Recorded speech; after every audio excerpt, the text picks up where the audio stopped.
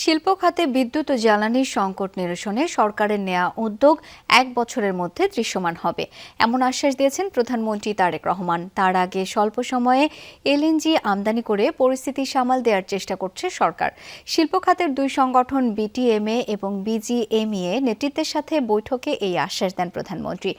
দেশের অর্থনীতিতে বস্ত্রশিল্পের অবদানের কথা তুলে ধরে এই খাতের টেকসই উন্নয়নে সরকারের সহযোগিতা চায় বিটিএমএ। একদিকে গ্যাস বিদ্যুতের সংকট, অন্যদিকে বৈশ্বিক অস্থিরতা।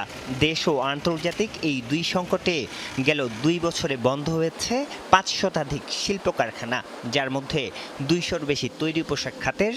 বন্ধ হওয়া টেক্সটাইল মিলের সংখ্যা ২৫ শতাধিক।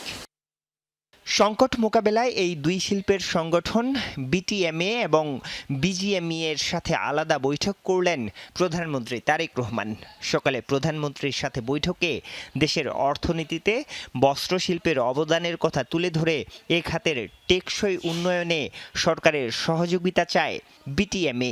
এ সময় সংগঠনের সহসভাপতি ও যমুনা গ্রুপের ব্যবস্থাপনা পরিচালক শামীম ইসলাম সহ সংগঠনের নেতারা উপস্থিত ছিলেন। পরে বিটিএমএ সভাপতি বলেন, বন্ধ কারখানা চালুর উদ্যোগ সফল হলে ১৫ লাখ মানুষের কর্মসংস্থান হবে। ফাইন্যান্স অ্যাডভাইজার সাহেব, কমার্স মিনিস্টার সবাইকে নিয়ে একটা দল করে দিয়েছেন, এটা কি আরও কিভাবে সুরা করা যায়। আর ইতিমধ্যে উনি একটা ৫% প্রণোদনাও আপনার ডিক্লেয়ার করেছেন। আমাদের বন্ধ আর অর্ধ বন্ধ দুটোই আমাদের মধ্যে আছে। এগুলা যদি চালু হয় ১৫ লক্ষ লোকের কর্মসংস্থান ইমিডিয়েটলি সম্ভব। এখন এগুলো চালু করতে হলে যে প্রতিযোগিতামূলক বাজারে যে ডাম্পিং হচ্ছে আমাদের উপরে, সেগুলাও ভাববার বিষয় আছে, ওনাগুলো আমরা তুলে ধরেছি। বিকালে প্রধানমন্ত্রী বৈঠক করেন বিজিএমইএ নেতাদের সাথে। উপস্থিত ছিলেন সংগঠনের পরিচালক সুমাইয়া রোজালিন ইসলাম সহ অন্য নেতারা। বৈঠক শেষে বিজিএমইএ সভাপতি জানান, বিদ্যুৎ ও জ্বালানি সংকট সমাধানে স্বল্প এবং দীর্ঘমেয়াদী উদ্যোগের আশ্বাস দিয়েছেন সরকার প্রধান।